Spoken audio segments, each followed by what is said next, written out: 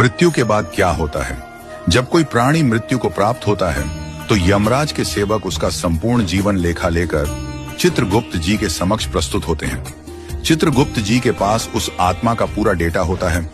किसने क्या किया, किससे क्या कहा, कितनों को आशीर्वाद दिए, कितनों को शाप दिए, कहां पुण्य कमाया, कहां पाप किया, हर बारीक विवरण वहां दर्ज होता है।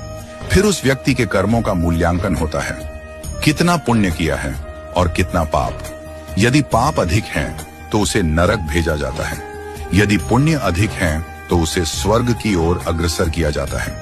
नरक जाने से पहले उसे एक विशेष शरीर दिया जाता है जिसे कहते हैं यातना शरीर। यह शरीर सामान्य मनुष्यों की तरह ही दिखता है, परंतु इसमें एक मूलभूत अंतर होता है।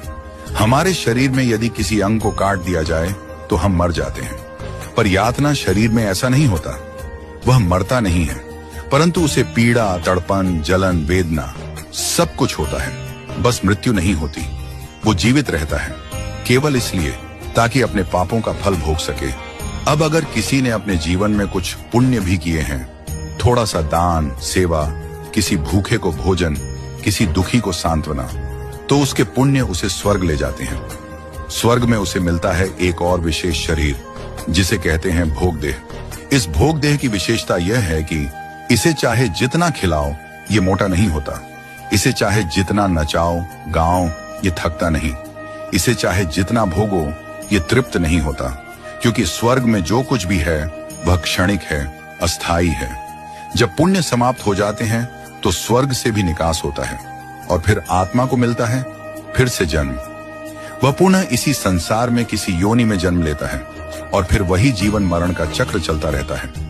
नरक और स्वर्ग ये दोनों कर्म आधारित मार्ग हैं, परंतु एक तीसरा मार्ग भी है जिसकी चर्चा वृंदावन में होती है, जो कथा में बताया जाता है और जो भक्ति से प्राप्त होता है। यह मार्ग है वैकुंठ का मार्ग।